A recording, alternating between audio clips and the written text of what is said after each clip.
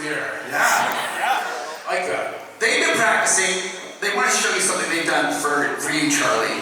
Okay, this is just for Charlie. We'll do there and there. Ready? 1, 2, 3. Yeah! Vincent, this one's for you. Kingpin! Passionate fans here. We have lots of them that want to ask questions. Thank you so much for being here. You've been having a good time so far? Yeah. Great. Excellent. All right, let's do it. Thanks so much for having us. We're thrilled to be here. Perfect. All right, let's get into our first question.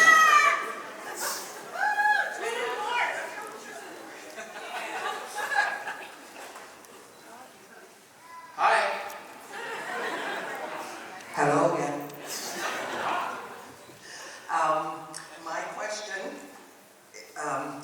is for Vincent, though not particularly, or specifically.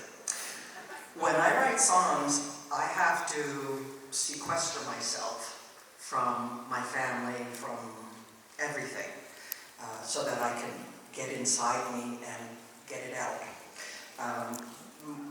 When you have such meticulous preparation for your characters, do you seclude yourself from your family, or do you invite them in for, feedback? I don't invite them in for feedback. Children that have a lot of it.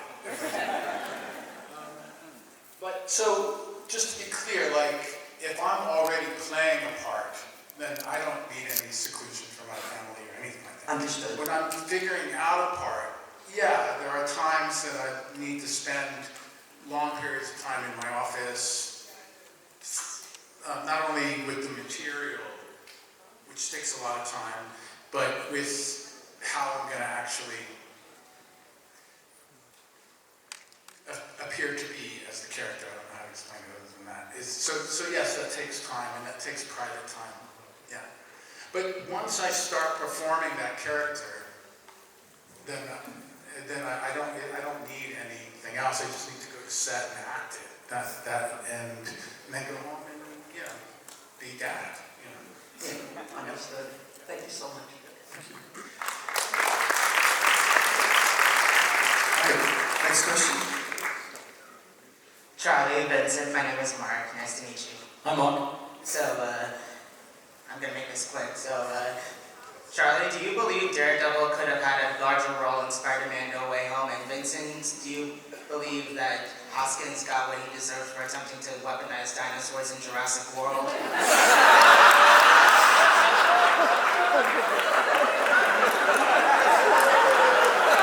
Should we switch questions? So, I think that as Daredevil, I really deserve to be in Spider-Man movie. And I think that it could only be a plus for all Spider-Man movies in the future. Yeah!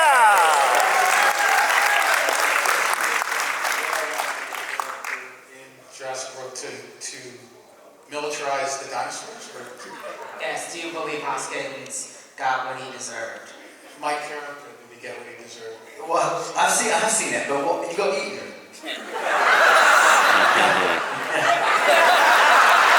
That sounds about right. Thank you. Thank you. Speaking of No Way Home, real quickly, Charlie, you caught. What did you actually catch? Because what was in the final scene of the film was different. Is that correct? That's right, yeah. So, I don't think I actually caught anything. Because they weren't going to risk breaking my wrist with something. But on the day, it was a snow globe. And I actually had forgotten that until some super fan had noticed that my wrist is rounded rather than flat, which is like a whole new level. But it's true. So on the day we were using the snow globe, but then they decided to change it to a brick. My only issue with that is, Matt Murdock isn't superhuman, so that probably would have hurt a little bit more than, creative license, I guess. Yeah, excellent. Next question. it's my birthday. This is my party. Happy birthday. This is the party. is your party. You have a lot of friends. I have friends that their birthday takes a week. No, it's just Yours is just today. yeah. So I wanted to know, what's one thing you learned while playing your respective characters in Daredevil, and what's one thing you wish you could tell your character? What was the last one? One thing we You wish to... could tell your character. Yes. Great question. Oh my goodness. Thank you.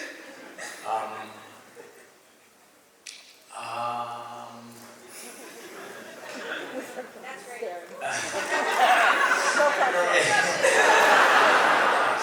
It was so good to be back. Without getting into too many specifics, when I got this job, I'd been acting for a while. I wasn't like new, and I'd done a lot of TV and film, so I was comfortable with the process of making a TV show and film. However, I did do a scene with Vincent in the second season. Yeah. Where I genuinely learned so much from watching him in that scene, and how he was able to create a mood, create a feeling, create an energy, and then keep it going. And it was just like a masterclass. I don't want to embarrass him too much. So that's one thing that whenever someone says, ask me about what I learned from the show or playing a character, that's the first thing that always pops into my head. What I wish I could tell the character? I don't know, it's going to be okay. Like, don't take it too seriously. Yeah. So I think... So when it came to doing like a television series of whatever kind, I'd never played a layered character part like that for so long, so many episodes. Like when I used to do this show called Criminal Intent. And that guy was closer to me in real life. I wasn't ridiculously smart like he was, and still am not. But I was much closer to me. My voice was mine, and I changed the staccato, like the rhythm of his voice, but he talks more like Captain Kirk than me, but it's sort of very close to me. And so I've never done like a voice, a posture, this emotional temperament that's constantly running through Fisk in his whole whatever situation he's in. And so like I had never played that before, and I wasn't sure that I could actually maintain it. And so I guess one of the things I learned is that if you put in the work and you establish and you make, I don't want to get too actor mushy, but if you make concrete choices that actually help tell the story properly, rather than just whimsical choices to make yourself come across better or more fabulous, but if they're firm storytelling choices that you apply to your character, then they can last for as long as you play the character. And so that was I learned a lot over the years from many different directors and situations, but that was a big lesson for me, I think. And I think it's the same thing Charlie said, with Kingpin, I wish that I could whisper in his ear, dude, according to your origin story in canon, you never fucking died. So, and not only don't you die, but you always get out of prison, motherfucker. So just tell Vanessa, tell yourself everything's gonna be all right.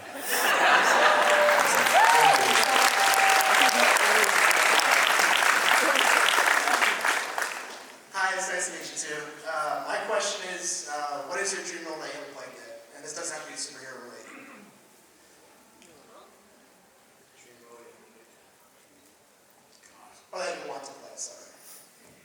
to play the Kingpin. Oh God, good question. I mean, I think the dream role, I haven't played yet. Hasn't even presented itself yet. It's hard to imagine anything coming even close to this experience. I mean, this has been such an honor for me in my life and in my career, and for it to still be happening. I should still be doing this. It's quite fun to, I read so many of the comics back in 2014 when I got the job, and now, I'm still reading them. And it's really comforting when I come through a run where Daredevil is drawn and written in his 40s. So I'm like, great, I can still do this for a little I think if I was playing Spider-Man or something, I'd be like, holy shit. This is not going to last long. So, I think this is one of the dream roles. I don't know that it gets, and I'm aware of that. I'm often pinching myself, I don't think it gets better than this. So long may it continue. Yeah!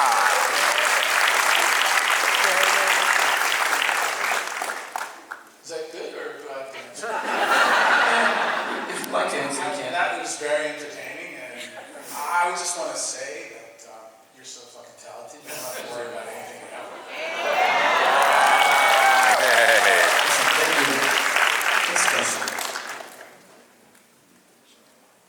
Hi, I'm Harmony, and what is a funny moment you had on set? I've got so many. I've probably told this on before, but I remember Eldon had to say, "We're not the freshest fish," and he couldn't do it. He couldn't do it. We had so many takes of him trying to say it because he kept saying, "Freshest." What did he? Freshest fish. Freshest fish. Freshest fish. Couldn't do it. And of course, every time we tried again, it got harder. and then he started getting it right, and Deborah and I just were laughing the whole, couldn't get through it. Anyway, it was a good memory. I mean, that's the funniest thing that happened on set is when they call it corpsing, when you. Why do they call it that? You think it would be when you stop, when you forget your line. They call it on stage, they call it corpsing. And you laugh. And you can't, because it's a common thing to happen with that, because you're idiots. For no reason. Yeah. Once the hour of the night gets late. When it happens on stage, It's intense. It's so fun and so awful at the Oh my same God, time. yeah. And some of the crew laughs along, but others don't. Yeah. They want to go home. Yeah, which I don't blame them. In this, we did this new series called Daredevil Born Again. And When's it coming out, Vincent? When's it coming out? in March. Great.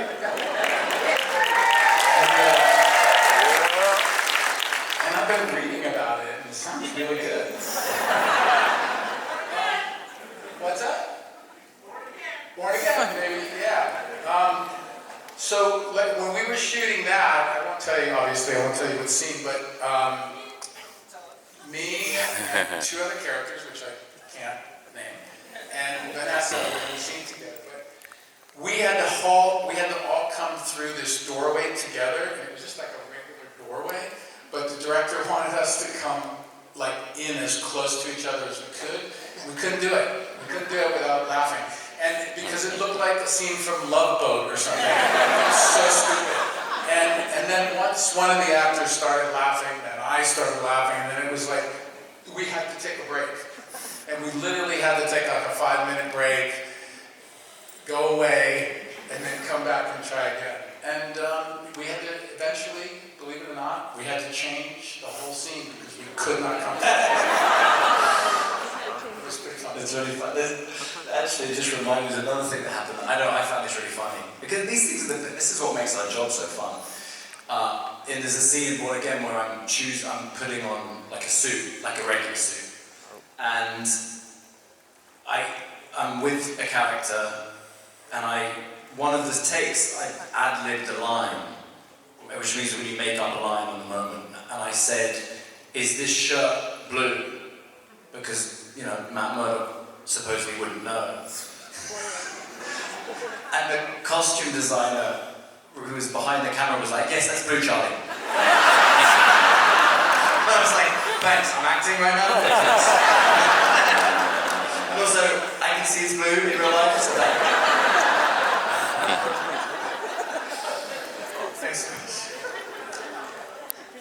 Hello, my name is Katie, and I'm a huge fan of the show. And this question could be for both you, Charlie and Vincent. I was wondering, what was the most difficult scene to film during Daredevil? Like, of all of them? Yeah, just like to film. So far? Yeah. Yeah. That leaves a lot out that we can't talk about. You know, there's an episode, season 1, I think episode 9, throughout the episode, there's a huge, the whole episode is intercut with a fight with the ninja, who turns out to be Nobu. And that sequence was like a really intense, and then Fisk shows up at the end. We had like 9 days in that like basement in Long Island City. It was really, really hard. It was cold and it was hard and it was like so many days and it was so dusty. It was brutal, yeah. And actually, do you remember afterwards when we wrapped there, another TV show, nothing to do with Netflix or Marvel, applied for a permit to film there. And they were denied because it wasn't safe.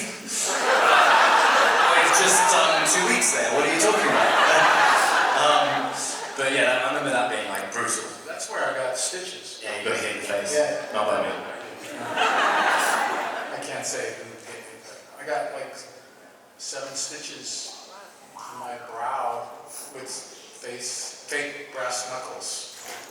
Wow. First, on action. Yeah. First punch. Doosh. I was like, fuck.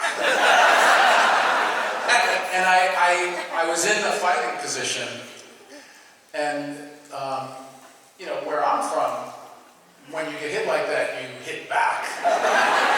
And it was tough. Like, I didn't know whether to sit down or knock the fucker down. I didn't know what to do. And then I saw little red dots appear on his forehead, and that was blood spurting from my brow. Yeah. And his wife, who had this connection, Samantha. Who wasn't my wife at the time. No. And no one knew. Nobody knew at the time, yeah. Well. Anyway. Everyone knew. Well, they were together. Anyway, she worked for Marvel at the time and was an incredible producer, but that's another story. Anyway, thank God she was there because she had connections to one of the best surgeons and got me in an ambulance, got me there. By the time I got there, my forehead was the size of a baseball, and this genius guy came in and took care of it. And he was also like a plastic surgeon, so he was able to do the stitches in a way that they'll never be seen. It was great. So that was, I mean, when it comes to that kind of thing, it was a pretty physical couple of days there. It was tough. Yeah, that's the nature of making a show like that. There's always going to be things that, you know. But yeah, it's worth it. Thanks, guys. Thank you. All right, next question. Hi, I'm Lucy. I probably got one of the downward questions here, mainly for Vincent. What's your opinion on the Kingpin in the animated Spider-Verse, and would you have wanted to voice him if you got the chance? The one that built like a wire. Totally. I'm just trying to be nice. So, it's great. And I support it 100%. And like everybody should give a chance to play Kingpin, I guess. You know, like it's awesome.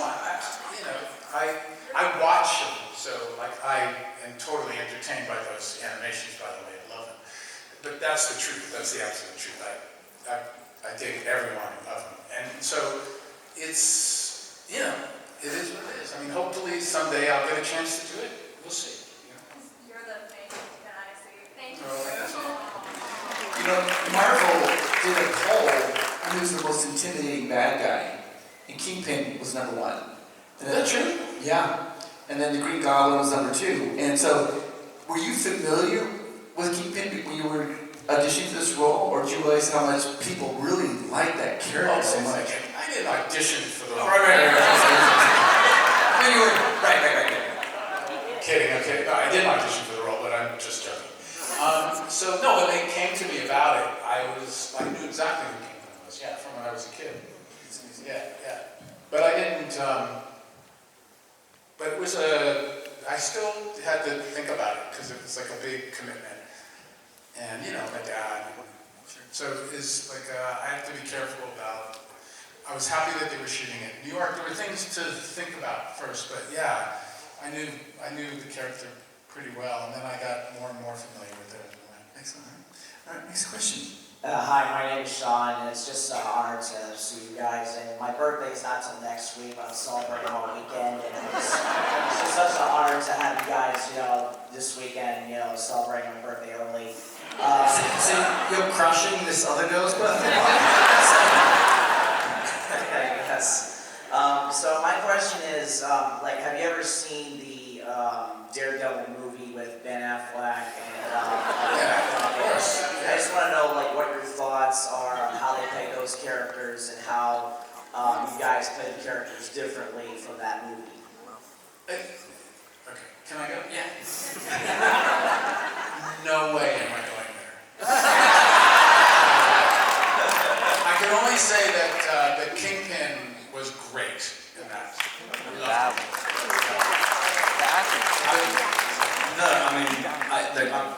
I'm a huge Ben Affleck fan. I think he's tremendous. I really, really mean that. And I also think his Matt Murdock is really, really valid, really good.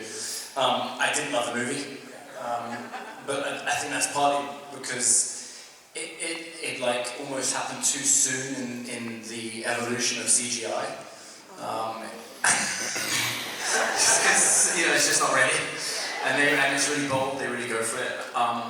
They also try to I think to do too much in one movie. They have so many characters in it, but I love Ben Affleck. I love his performance in it, and Kingpin's great, and Colin Farrell's hilarious. Also, it was cool in Spider-Man. I got to do a scene with Jon Favreau, who I love, but he's also plays Foggy in that film. So we had a lot. I'm not sure if it made it into the movie in the end, but we tried to get a pun in, like a little Easter egg, where Jon Favreau's character in Spider-Man Happy says, I ask him a question and he says, yeah, I'm a little foggy on that right now. I don't know if it made it in the movie, I can't remember, but we played with it on the day. Wondered if people would pick up on it. That's cool. That's so awesome. Thank you. Perfect. Next question.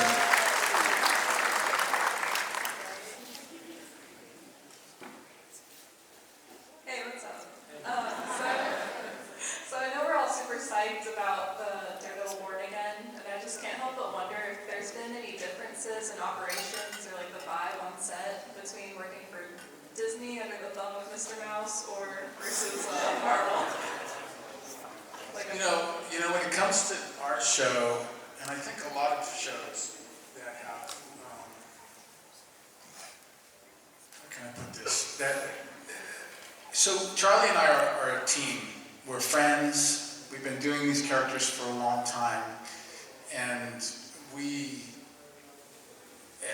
everything.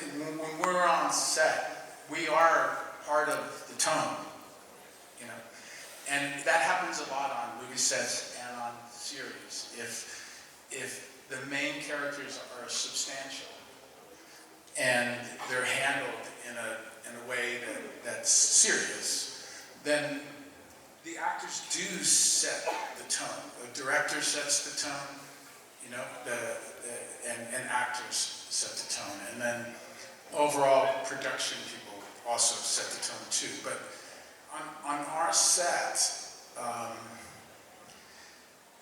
Charlie's got his half of the show, I have my half of the show, and I know what his work ethic is, and he knows mine, and so it sets a tone. We are in control of that in a lot of ways. So I kind of take it as a responsibility. Oh, massively. Yeah. And you know, like we've been, they've been so both Marvel TV and former Marvel TV when we were making it for Netflix, and then now the current show. You know, they've been so collaborative with us and so respectful of us, and really, you know, invite us into the room, so to speak, to help navigate this show and tell this story. But some of that, I think, does come from it's clear to them that we care. The thing we care about most are these characters in this show and the quality of it. And so when that's clear, when everyone's on the same page, that, you know, we're very fortunate that Vincent and I get on so well, but also like we almost always agree, which is helpful. I mean, it gives you the confidence that you're on the right track when you agree about the direction of something and the tone of something. So yeah, we're lucky. It's luck. Sometimes you don't get that. I've worked on things where some of the people involved they're not necessarily there for the right reasons, and we're lucky that almost everyone that we come into contact in this show, I think maybe everyone, has just been psyched to be there. So what a gift. We also, you know, we're lucky in that after like the first season of the original series, the Netflix series, that everybody that didn't know going into it, but I'm talking about everybody involved in the production. Not the actors. The actors knew from the beginning that we were onto something. I felt like by the way we worked our way through the season, we knew that we were suddenly working with these fantastic actors. This is how I felt anyway. And I'm sure that you felt similarly. Like the one thing that was going right was the tone of the actors and everything was going on. And then as the second season came around, everybody else realized it. And so the tone got really adventurous and we all got brave and confident, not just us, but production-wise. With Marvel, with doing it with Marvel, we've been supported from the beginning, Charlie and I, from the bosses to the top guys, you know, from Kevin and everybody else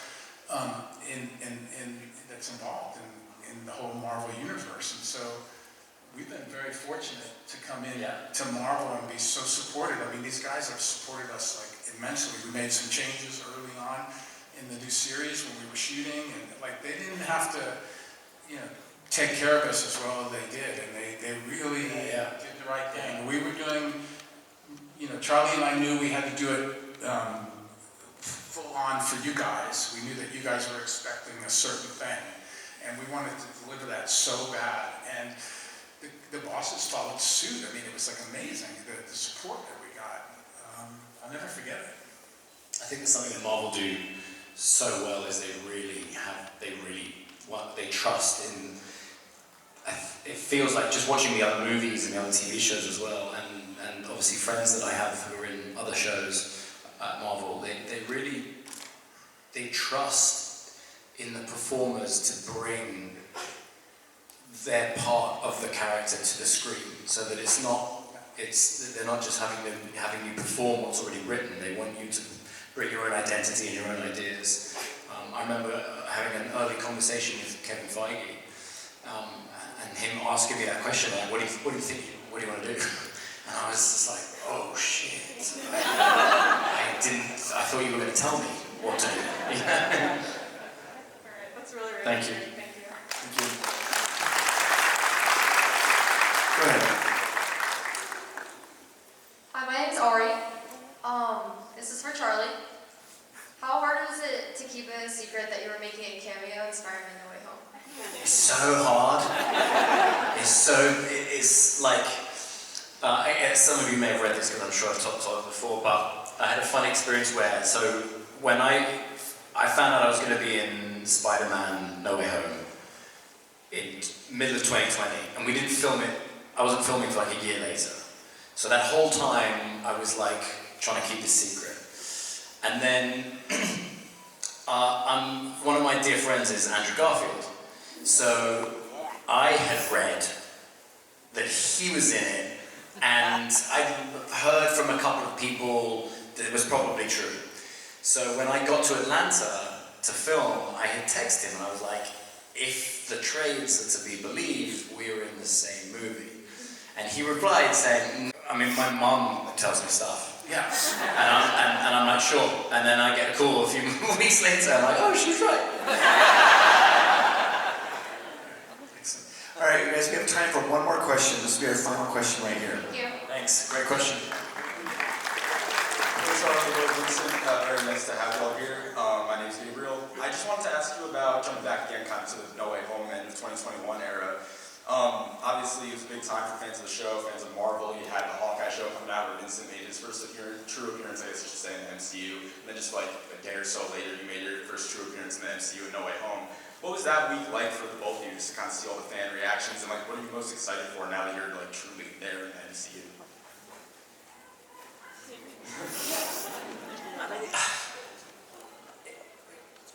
You know, it was strange feeling like a stepchild for a long time. Yeah, like a loved stepchild, but a stepchild. So it's a good feeling to now be kind of part of the family,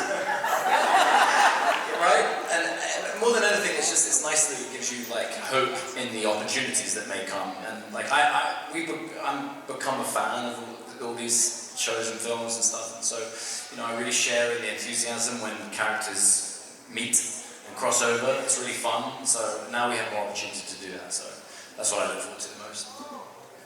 Yeah, I think that it was a little difficult to come in like that for the same reasons Charlie was saying. I think that I knew that we'd have to get through that period and people would understand better that more is going to happen with the two of our characters. And I think that his appearance and my appearance in Hawkeye, I think, was the beginning of people understanding that we're going to be seeing more of the two of us and together in the same show. And I think that was